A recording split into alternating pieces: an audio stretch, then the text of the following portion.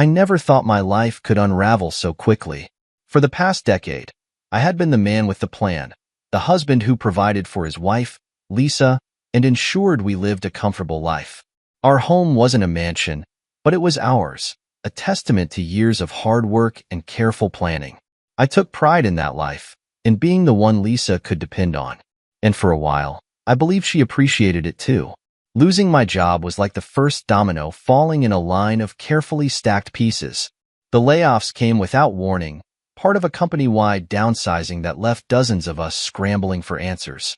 I remember sitting in my car that day, gripping the steering wheel and staring at the termination letter in disbelief. How was I supposed to walk through the door and tell Lisa that everything we'd built was suddenly in jeopardy? At first, she seemed understanding. "It's not your fault," she said, running her hand through my hair as we sat on the couch that evening. "These things happen. You'll find something else soon." Her reassurance felt genuine, and for a brief moment, I believed everything would be okay. But as the weeks turned into months, the tone of our conversations began to shift. Lisa's patience wore thin, her kind words replaced with sharp remarks. "How many applications have you sent today?" she'd ask, her voice laced with irritation. Or worse, "Maybe you should consider something less ambitious, at least until you get back on your feet." Each comment felt like a jab, a reminder of my failure.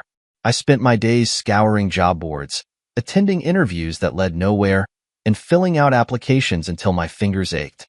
But no matter how much effort I put in, it was never enough for Lisa. Her support quickly morphed into frustration, and with it came a shift in our dynamic that I couldn't ignore. It started with small things, little comments that stung but were easy to brush off. "I guess I'll pay the bills again this month," she'd say with a sigh, loud enough for me to hear. Then came the not-so-subtle digs. "Looks like I'm the man of the house now, huh?" she'd quip, her tone dripping with sarcasm. I tried to let it slide, telling myself that she was just stressed. But the more she said it, the more it got under my skin. I felt like a failure, not just in my career but as a husband. The woman I had spent 10 years building a life with was now treating me like a burden, and it hurt more than I could put into words. Still, I refused to give up. I woke up early every morning, sending out resumes and networking with anyone who might have a lead. I spent hours tweaking my portfolio, desperate to prove to myself and to Lisa that I wasn't worthless. But no matter how hard I worked, her attitude didn't change.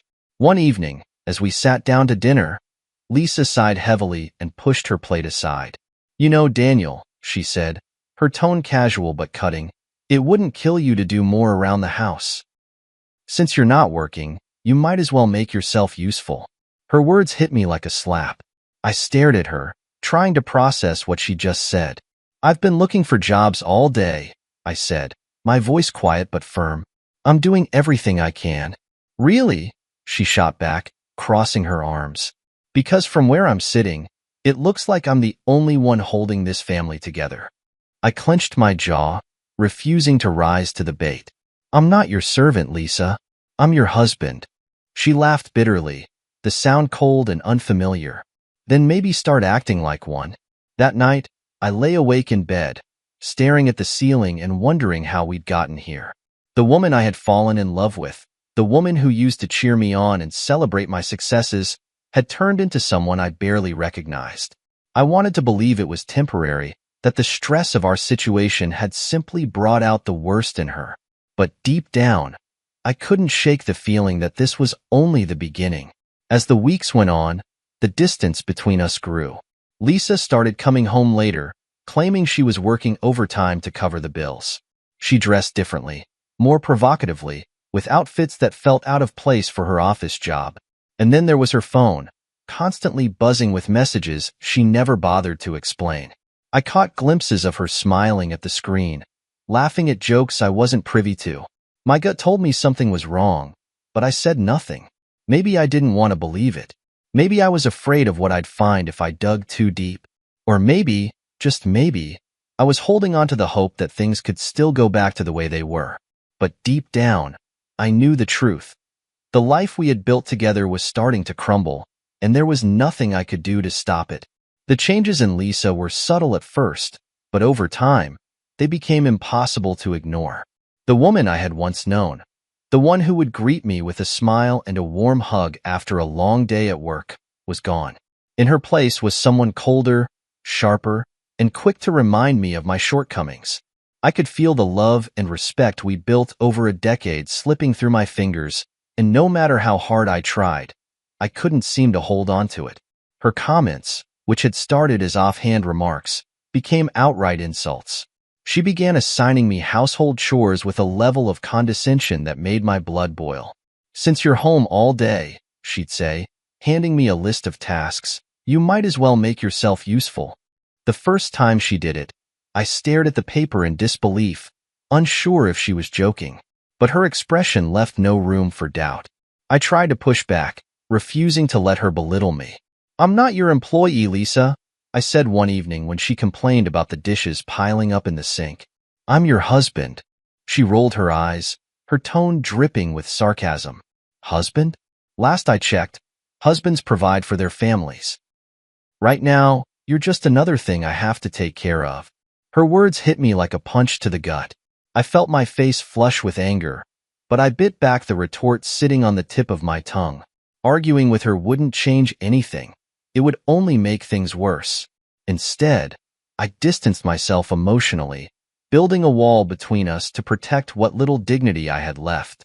I stopped eating the meals she cooked, not because they weren't good, but because I couldn't stomach the thought of sitting across from her at the table, enduring her cutting remarks. I spent more time in the spare room we had turned into an office, poring over job listings and sending out resumes. It became my refuge, a space where I could focus on rebuilding my life without her judgment looming over me. But even as I tried to maintain my distance, I couldn't ignore the signs that something was wrong. Lisa started coming home later and later, often claiming she was working overtime or meeting colleagues for networking events. She began dressing differently, trading her usual business casual outfits for tight skirts and low-cut blouses that seemed more suited for a night out than the office. And then there was her phone. It was always in her hand, buzzing constantly with messages. She'd glance at the screen and smile, her fingers flying across the keyboard as she typed out replies. When I asked who she was texting, her answers were vague. "Just work," she'd say, or "a friend from the office." But the way she guarded her phone, keeping it close to her at all times, made me suspicious. One night, as we sat in the living room, I noticed her giggling at something on her phone. I couldn't help but ask, "What's so funny?" She looked up, her smile quickly fading. "Nothing important," she said, setting the phone face down on the coffee table. "Just a meme." Her evasiveness set off alarm bells in my head, but I didn't press the issue. I wanted to believe her, to trust that she wouldn't betray me. But my gut told me otherwise.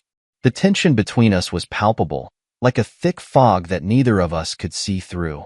My suspicions grew when she started spending more time getting ready in the mornings. She'd linger in front of the mirror, meticulously applying makeup and styling her hair. When I commented on it, trying to keep my tone light, she brushed it off. "I just want to look presentable," she said with a shrug. "Is that a crime?" "No," I replied, though the unease in my chest told a different story. I confided in Derek about my concerns, hoping he could offer some perspective. Over beers at his place one evening, I laid it all out, the insults, the late nights, the phone calls. He listened intently, his brow furrowed. "Have you talked to her about this?" he asked. I nodded. "Every time I bring it up, she accuses me of being insecure or paranoid. It's like I can't win."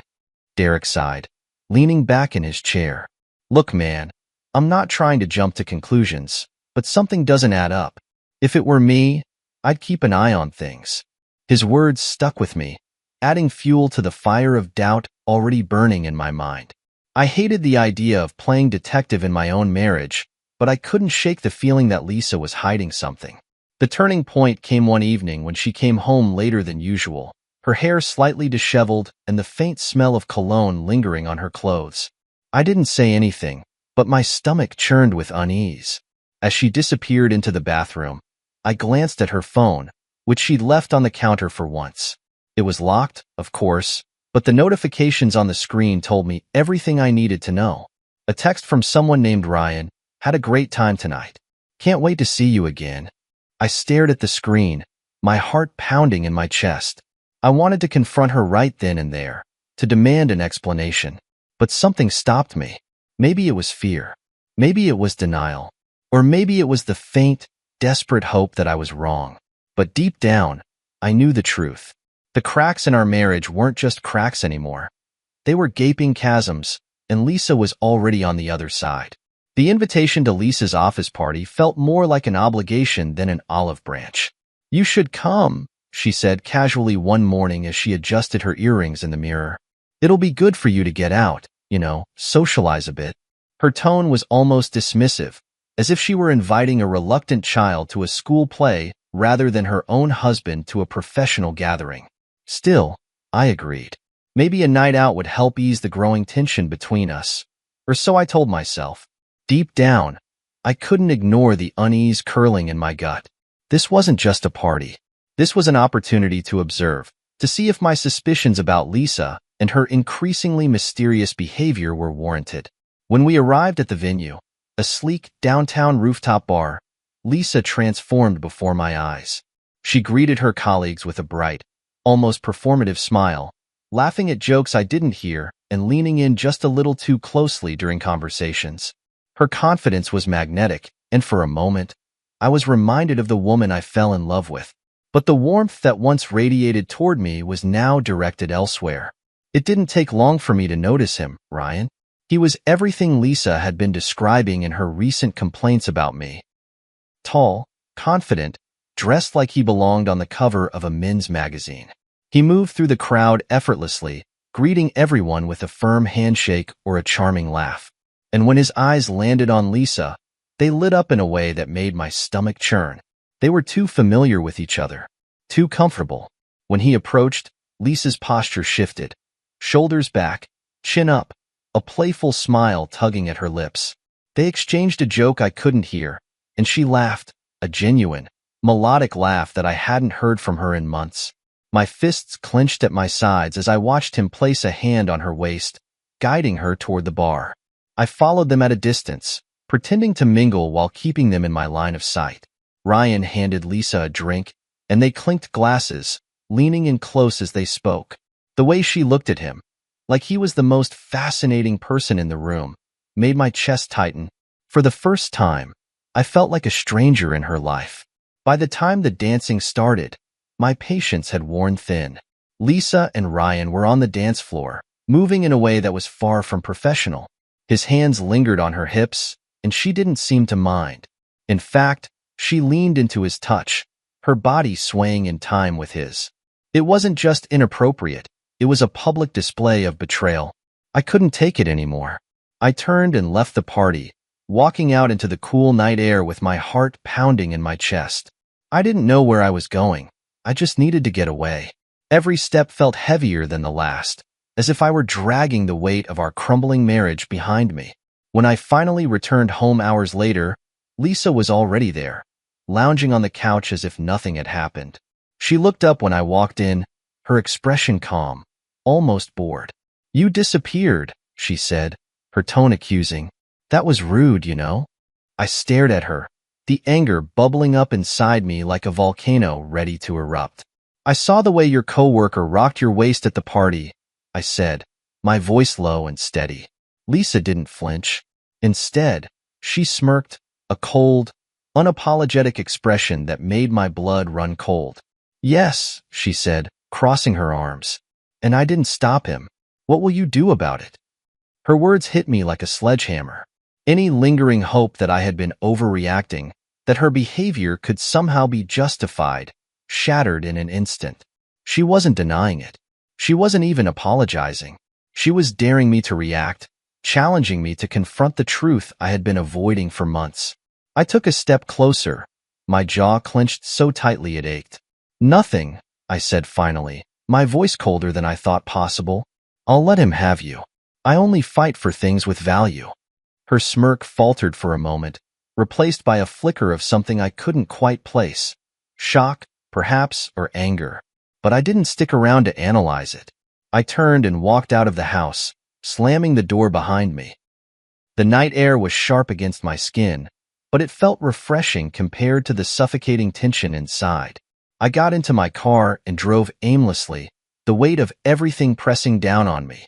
My marriage, my career, my self-worth, it all felt like it was slipping away, and I didn't know how to stop it.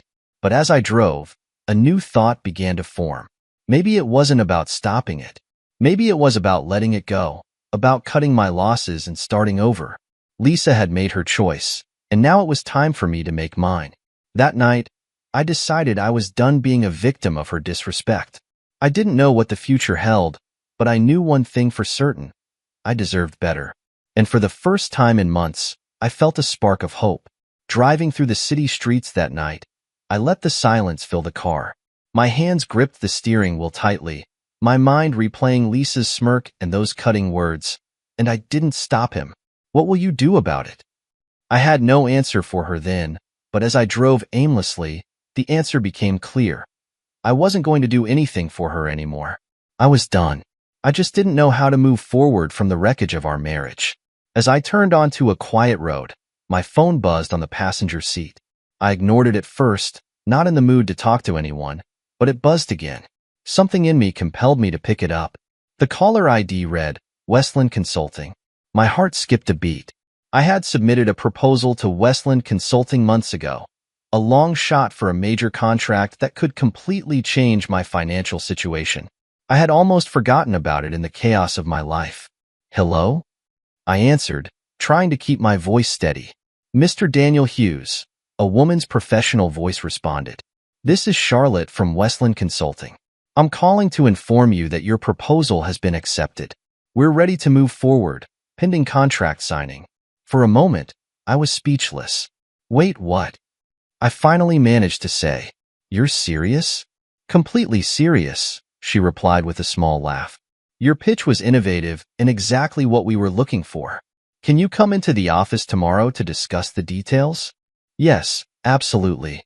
Thank you so much, I said, my voice full of gratitude. After we hung up, I sat there in stunned silence, letting the news sink in.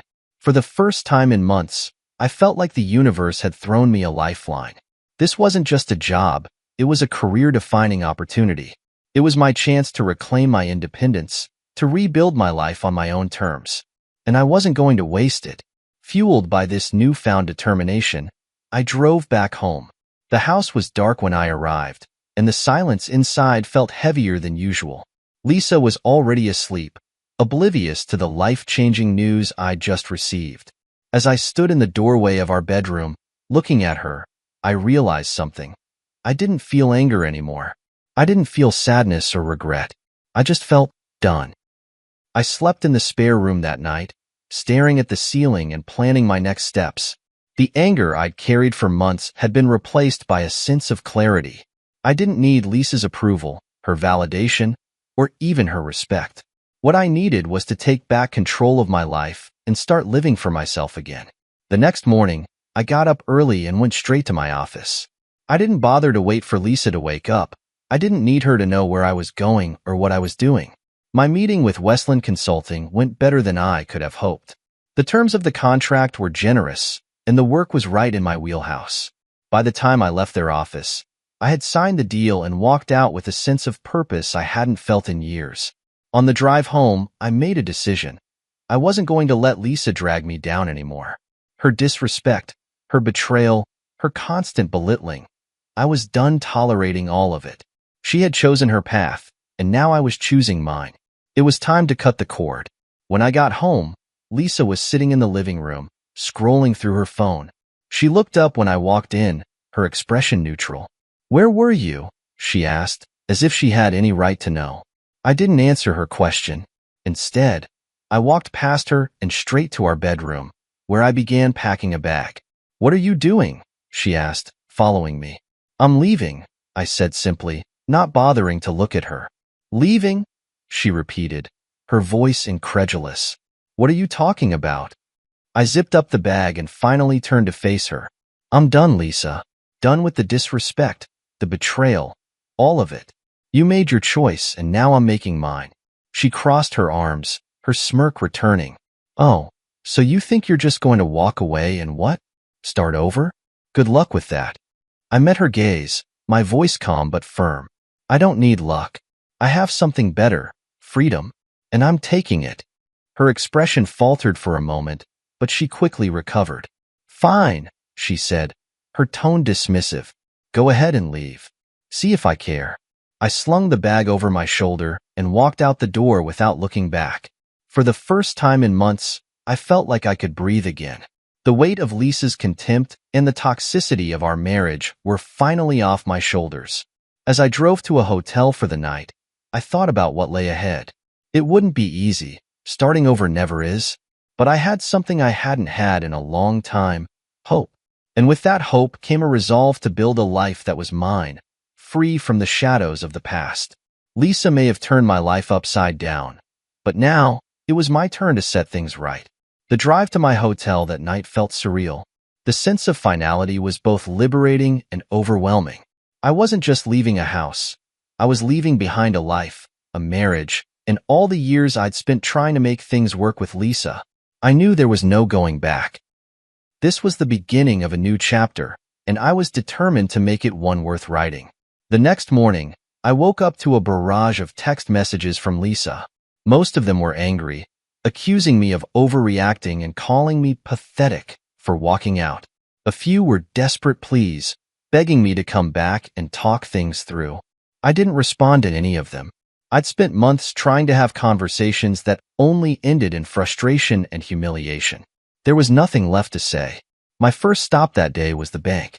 I opened a new account and transferred my savings into it, leaving just enough in the joint account for Lisa to cover basic expenses.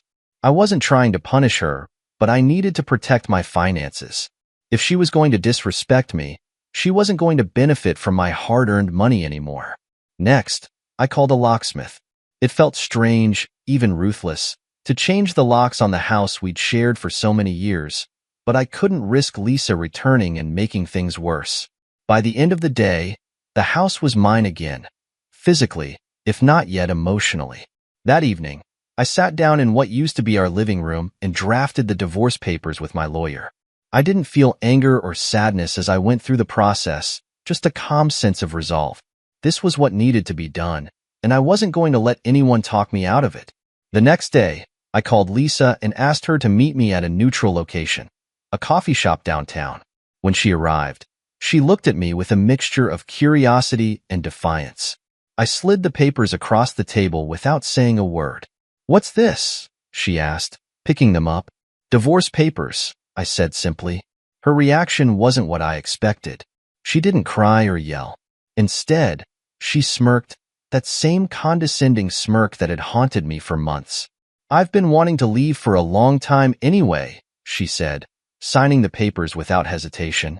Her words stung, but they also confirmed what I had already known. Lisa had checked out of our marriage long before I did. She wasn't fighting for us because, in her mind, there was nothing worth fighting for.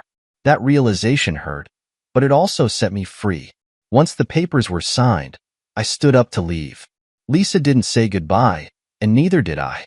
The door to our marriage had officially closed, and I wasn't going to look back. Over the next few weeks, I threw myself into my new contract with Westland Consulting. The work was challenging but rewarding, and it felt good to have a purpose again. For the first time in months, I wasn't waking up dreading the day ahead. I was building something, not just professionally, but personally. I also started reconnecting with old friends, people I had unintentionally distanced myself from during my marriage. They reminded me of who I was before Lisa's contempt had eroded my confidence. Slowly but surely, I began to find myself again. One evening, while I was sorting through some old boxes in the garage, I came across a photo album from our early years of marriage. Flipping through the pages, I saw smiles that once felt genuine, moments that once felt perfect. But as I closed the album, I realized those memories no longer held power over me. They were just that, memories. The man in those photos wasn't who I was anymore, and the life I was building didn't include Lisa. By the end of the month, I felt like a different person. I had started working out again, something I hadn't done in years. I joined a local networking group, which not only helped grow my business, but also introduced me to people who inspired me. I was no longer defined by the weight of my past. I was Daniel Hughes, a man reclaiming his life. Lisa, on the other hand, was noticeably absent. I hadn't heard from her since she signed the divorce papers, and I was fine with that. She had made her choices, and I had made mine. Our paths had diverged, and I had no interest in retracing them. One evening, as I sat on the back porch with a glass of wine, watching the sun dip below the horizon, I felt an unfamiliar sense of peace. The chaos of the past few months was finally starting to settle, and for the first time in years, I felt hopeful about the future. Lisa may have been a part of my story, but she wasn't the end of it. I was determined to write the next chapters on my terms. Chapters filled with growth, success, and, most importantly, self-respect. The life I had once shared with her was gone, but the life I was building now was mine. And that was more than enough. The days after the divorce felt like stepping into a world I hadn't seen in years. For the first time, I was no longer weighed down by the constant tension, arguments, and belittling remarks. I could finally breathe. I dove headfirst into my new contract with Westland Consulting, determined to make the most of this opportunity. Work became my sanctuary. The contract was demanding, but I welcomed the challenge. Late nights were spent crafting strategies, analyzing data, and fine-tuning presentations. It wasn't just about proving myself to the client. It was about proving to myself that I was still capable, still sharp, still Daniel Hughes. The same man who had once built a successful career could do it again, this time on his own terms. Within months, the contract transformed into something much bigger. The success of my work led to new clients, new deals, and new opportunities. I expanded my network, attending conferences and pitching ideas that caught the attention of major players in the industry. My confidence grew with every win, and soon, I wasn't just surviving, I was thriving. It wasn't just work that was flourishing. My personal life was beginning to rebuild itself, brick by brick. Through a mutual connection, I met Sophia. She was everything I hadn't realized I was missing. Intelligent, compassionate, and genuine. She wasn't interested in superficiality or appearances. She cared about depth, about building something meaningful. We started with casual coffee dates, which quickly turned into long dinners filled with conversations that stretched into the night. Sophia had a way of listening that made me feel seen, something I hadn't experienced in years. She didn't just hear my words. She understood them. She understood me. One evening, as we walked through the park, she turned to me with a thoughtful expression. "You've been through a lot, haven't you?" she asked, her voice soft. I nodded, surprised by how easy it was to open up to her. "Yeah," I admitted, "but I think it's made me stronger. At least, I hope it has." "It has," she said firmly. "I can see it in the way you carry yourself. You're not just surviving, Daniel. You're growing. That's something to be proud of." Her words stuck with me, a reminder that I wasn't defined by the betrayal I'd experienced or the pain I'd endured. I was defined by how I chose to rise from it. And with Sophia by my side, I felt like I could rise higher than I ever had before. As our relationship deepened, Sophia became more than just my partner. She became my collaborator. Her background in finance and business strategy was invaluable, and together, we began exploring ways to expand my work beyond consulting. It was her idea to invest in struggling companies, turning them around and giving them a second chance. "It's what you've done with your life," she said with a smile. "Why not do it with businesses too?" The idea took off. Within a year, I had acquired 3 companies, each on the brink of failure, and turned them into profitable ventures. The work was exhilarating, and the success was undeniable. I was no longer just rebuilding my career. I was building an empire. One day, as I reviewed potential acquisitions with Sophia, a name on the list caught my eye. It was a small, struggling company, one that had been hit hard by economic downturns and poor management. But that wasn't what made my heart skip a beat. It was the fact that Lisa worked there. I stared at the name for a long moment, memories flooding back.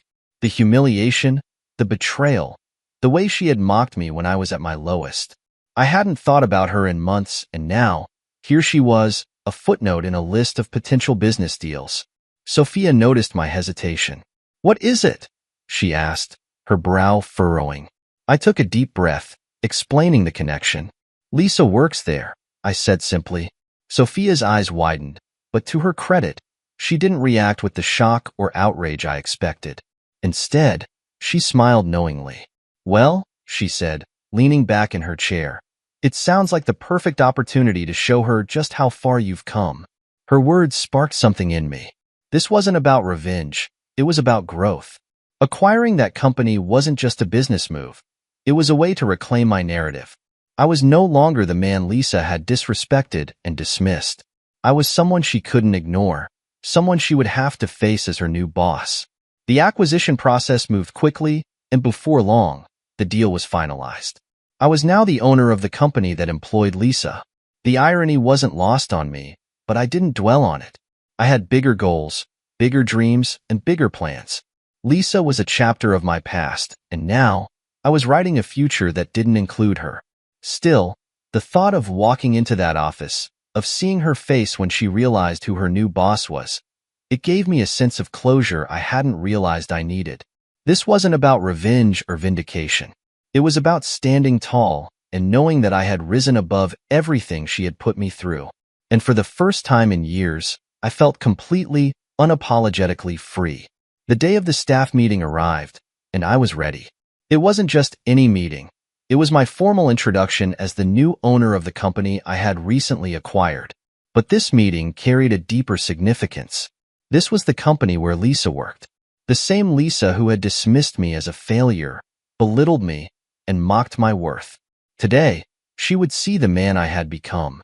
Sophia, always poised and confident, walked beside me as we entered the office building. She looked stunning, dressed in a sleek navy suit that exuded authority. "You've got this," she said, squeezing my hand before we stepped into the elevator. "Just remember, you're here for business. Everything else is secondary." I nodded, her words grounding me. This wasn't about Lisa. It was about the company, the employees, and the opportunities ahead. But I couldn't deny the satisfaction that bubbled beneath the surface at the thought of seeing her face when she realized who was in charge now. The conference room buzzed with low chatter as employees gathered for the meeting. I stood at the back for a moment, observing the room. Lisa was there, seated near the front beside a man I immediately recognized as Ryan. They were laughing about something, her hand resting casually on his arm. My stomach churned briefly, but the feeling was fleeting. This wasn't the man who had once humiliated me. He was just another employee, now under my leadership. Sophia and I walked to the front of the room, the sound of our footsteps cutting through the chatter. The room fell silent as everyone turned to look at us. I could feel their curiosity, their anticipation. And then, I saw her. Lisa's smile froze the moment she saw me. Her eyes widened, flicking from me to Sophia and back again. Ryan's expression mirrored hers, confusion mixed with a dawning realization. It was a moment I would remember forever. "Good morning, everyone," I began, my voice steady and confident. "Thank you all for being here. I'm Daniel Hughes, the new owner of this company. I'm looking forward to working with all of you as we move forward into an exciting new chapter." I gestured to Sophia, who stepped forward with her signature grace. "This is Sophia, the head of our advisory board. She'll be working closely with me to ensure we achieve our goals and create a workplace culture that values growth, integrity, and excellence." As I spoke, I couldn't help but notice Lisa's reaction. Her face was pale, her body rigid. She looked like she wanted to sink into her chair and disappear. Ryan, on the other hand, shifted uncomfortably, his usual smug demeanor nowhere to be found. The meeting continued with a presentation outlining my vision for the company. I kept my tone professional, my focus on the business. But every so often, I glanced at Lisa and Ryan, noting their discomfort. It was a subtle reminder of how far I'd come, and how far they had fallen. When the meeting ended, employees began filing out, many stopping to introduce themselves and express their excitement about the changes ahead. Lisa and Ryan, however, stayed seated, as if rooted to their chairs. Finally, Lisa stood, her expression a mix of shock and unease. "Daniel," she said, her voice shaky. I didn't know." I met her gaze, my face unreadable. "There's a lot you didn't know, Lisa." She opened her mouth to say something else, but I held up a hand. "This is a workplace. If you have questions about your role, address them through the proper channels." Her lips pressed together, and she nodded stiffly. Without another word, she turned and walked out, Ryan trailing behind her. I watched them go, feeling a sense of closure I hadn't expected. This wasn't about revenge. It was about reclaiming my narrative. And in that moment, I knew I had done just that. Sophia came up beside me, her expression unreadable. "Well," she said, a hint of amusement in her voice. "That went about as well as I expected." I chuckled, shaking my head. I wasn't expecting an apology or a dramatic confrontation. Just seeing her reaction was enough. "And now?" Sophia asked, tilting her head. "Now," I said, straightening my shoulders, "we focus on the future. This isn't about them. It's about building something bigger, something better." As we walked out of the conference room, I felt a sense of peace wash over me. I wasn't the same man Lisa had belittled and betrayed. I was stronger, wiser, and more determined than ever. This was my story now, and I was writing it on my terms. After taking control of the company, my first order of business was a deep dive into its financials. As I sifted through spreadsheets and reports late one evening, I noticed discrepancies that didn't sit right with me. Large, unexplained transactions and accounts that didn't match up pointed to something more than just poor management. My instincts kicked in. This wasn't just mismanagement. This was deliberate. The name attached to many of the questionable expenses was one I already knew well, Ryan. It seemed he had been funneling company money into personal accounts for months, perhaps even years. Lavish dinners, extravagant vacations, and questionable vendor contracts, all under his name. The deeper I dug, the clearer the picture became. Ryan wasn't just a cocky coworker. He was a thief, and Lisa's connection to him suddenly became a lot more damning. It didn't take long to confirm that Lisa had benefited from Ryan's schemes. Her name appeared on receipts for luxury items and spa treatments, all paid for with company funds. This wasn't just betrayal, it was criminal. The woman who had once mocked me for losing my job was living off stolen money. I decided to handle the situation with precision. If I was going to confront them, I needed everything in order. By the time the next staff meeting rolled around, I had compiled a comprehensive report of Ryan's embezzlement and Lisa's involvement. The evidence was airtight. When the meeting began, the room was tense. Word had spread that I'd been conducting a financial review, and people were nervous. Ryan, however, seemed oblivious, lounging in his chair with the same arrogance he'd always carried. Lisa sat beside him, her posture stiff, her eyes darting around the room. I stood at the front of the room, holding the folder that contained their undoing. As many of you know, I've been reviewing the company's financials over the past few weeks. I began, my tone measured. What I've found is deeply concerning. The room was silent as I detailed the embezzlement scheme, outlining how funds had been siphoned off and misused. I watched as the color drained from Ryan's face, his cocky smirk replaced with wide-eyed panic. Lisa shifted uncomfortably in her seat, her eyes fixed on the table in front of her. "And now," I said, my voice calm but firm, "I'd like to address the individuals responsible for this betrayal of trust." I turned to Ryan, who looked like he wanted to melt into the floor. "Ryan, you've been using company funds to finance your personal lifestyle. The evidence is clear, and I've already provided it to the authorities." He stammered, his usual confidence replaced with desperation. I don't know what you're talking about." "Save it," I interrupted, my tone cold.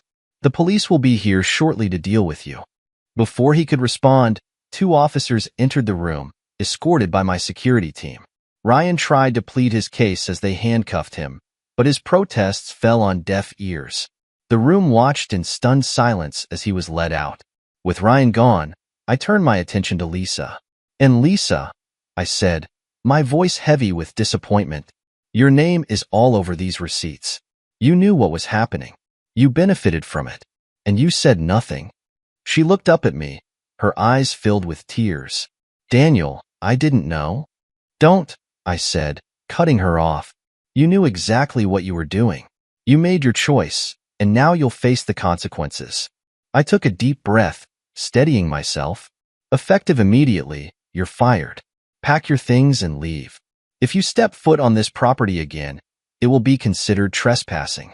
Her face crumpled, but I didn't waver. She had made her bed, and now she had to lie in it. As Lisa left the room, I felt a mix of emotions: anger, relief, and a strange sense of closure.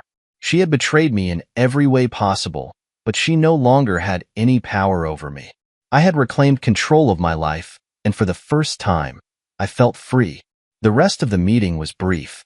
I assured the remaining staff that the company was moving forward with integrity and that measures were being put in place to prevent future misconduct. By the time the meeting ended, I felt a weight lift off my shoulders. Later that evening, I sat with Sophia in my office, going over the day's events. She listened as I recounted everything, her hand resting on mine as a quiet show of support. "You handled that with grace," she said, her voice warm. "You could have made it personal, but you kept it professional. That takes strength." "It wasn't easy," I admitted, "but I needed to do it.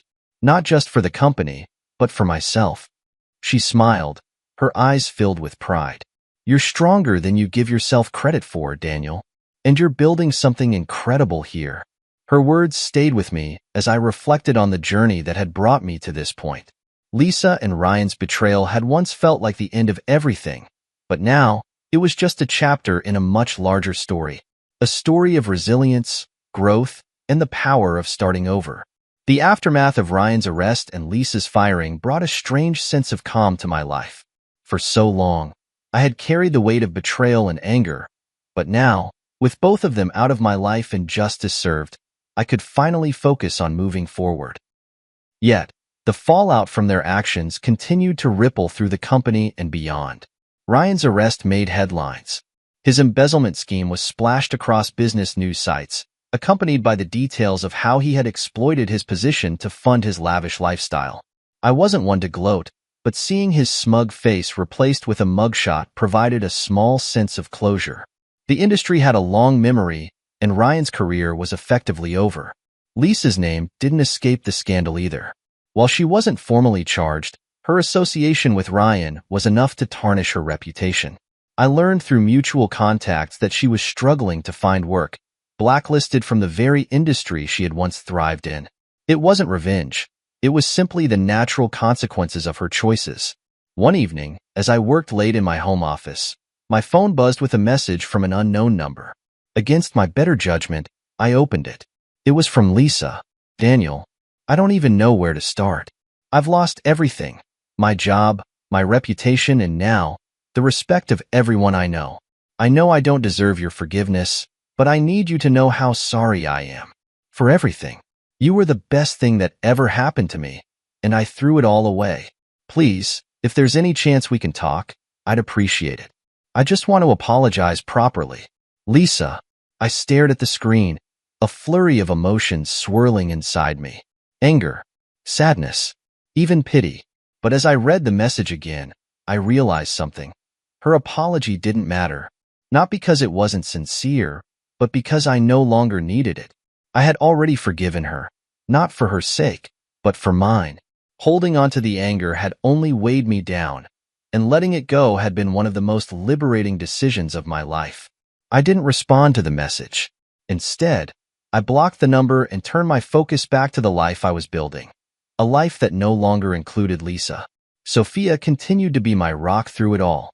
Her unwavering support and encouragement reminded me daily that I was capable of overcoming anything.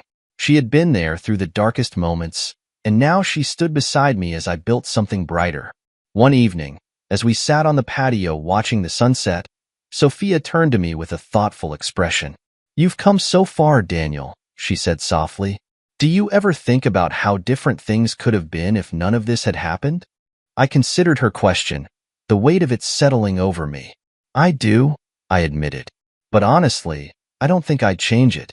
As painful as it was, it taught me so much about resilience, about knowing my worth, and about the kind of people I want in my life." She smiled, her hand finding mine. "You're an incredible man, Daniel, and you've built something truly remarkable, not just in business, but in how you've rebuilt your life." Her words stayed with me, a reminder of how far I'd come. The pain of Lisa's betrayal, once so all-consuming, now felt like a distant memory. It was part of my story, but it no longer defined me. Not long after, I had a chance encounter with Lisa. I was attending a networking event for one of my companies when I saw her across the room. She looked different, tired, older, and weighed down by the consequences of her choices. Our eyes met briefly, and she hesitated before approaching me. "Daniel," she said quietly, her voice unsure. "Lisa," I replied, keeping my tone neutral. She fidgeted with her purse, her eyes avoiding mine. I wanted to say thank you for everything you did for me when we were married. I didn't appreciate it then, but I do now." I nodded, offering a small smile. "I hope you're doing okay." Her eyes filled with tears, and she nodded quickly. "I'm trying. That's all I can do." With that, she turned and walked away, leaving me with a sense of closure I hadn't realized I still needed. It wasn't about her apology. It was about seeing her as just another person, flawed and human, and realizing that I had moved on. That night, as I sat with Sophia and recounted the encounter, she smiled and wrapped her arms around me. "You've done more than move on, Daniel," she said. "You've risen above it all, and that's something to be proud of." Looking back, I realized she was right. Lisa and Ryan's betrayal had been a turning point, a painful but necessary chapter in my journey. And now, with them behind me and a bright future ahead, I was ready to embrace everything life had to offer. The day of my company's annual gala marked the culmination of a year filled with growth, resilience, and transformation. The event wasn't just a celebration of business success. It was a reflection of how far I had come, both professionally and personally. As I stood at the entrance of the grand ballroom, greeting guests alongside Sophia, I felt a deep sense of gratitude for the journey that had brought me here.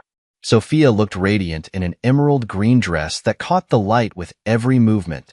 Her presence was a constant reminder of the life I was now living, a life filled with genuine love, trust, and partnership. She squeezed my hand as the first guests began to arrive, her smile warm and reassuring.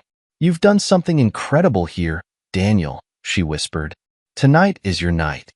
The ballroom filled quickly, the atmosphere buzzing with energy and excitement. Colleagues, partners, and friends mingled, sharing stories and laughter. Emily and Lucas, my two children from a previous chapter of my life, darted between tables, their laughter echoing through the room. Seeing them so happy and carefree filled me with pride. They were thriving in the stable, loving environment Sophia and I had worked so hard to create. As the evening progressed, I took the stage to deliver a speech. The applause that greeted me was humbling, a testament to the support and trust of everyone in the room. "Tonight isn't just about celebrating the company's success," I began, my voice steady. "It's about celebrating resilience, growth, and the power of second chances." I glanced at Sophia, who nodded encouragingly. "Life has a way of throwing us challenges we never expected," I continued. "But it's how we rise from those challenges that defines us. This company, this team, has shown me what's possible when we refuse to give up. And for that, I'm eternally grateful." The applause that followed was thunderous, and as I stepped off the stage, I felt a sense of fulfillment I hadn't known before. This wasn't just about overcoming the past. It was about embracing the future with open arms. Later that evening, as the gala began to wind down, Sophia and I stepped out onto the balcony for a moment of quiet. The city lights stretched out before us, a shimmering reminder of the possibilities that lay ahead. She leaned against the railing, her hand in mine. "You've built something truly amazing, Daniel," she said softly. "Not just a business, but a life worth celebrating." I smiled, pulling her close. "I couldn't have done it without you," I admitted. "You've been my anchor through everything." She tilted her head, her eyes searching mine. "And you've been mine. We make a pretty good team." We stood there for a while, watching the city below, lost in our own thoughts. For the first time in years, I felt a profound sense of peace. The pain of the past, the betrayal, and the heartbreak, all of it had led me to this moment. It was a journey I wouldn't have chosen, but it was one that had shaped me into the man I was today. As we returned to the ballroom to say our goodbyes, I couldn't help but reflect on the contrast between this night and the dark days that had once consumed me. The man who had been mocked and dismissed was gone, replaced by someone stronger, wiser, and more determined than ever. I had reclaimed my life, and in doing so, I had found a happiness I hadn't thought possible.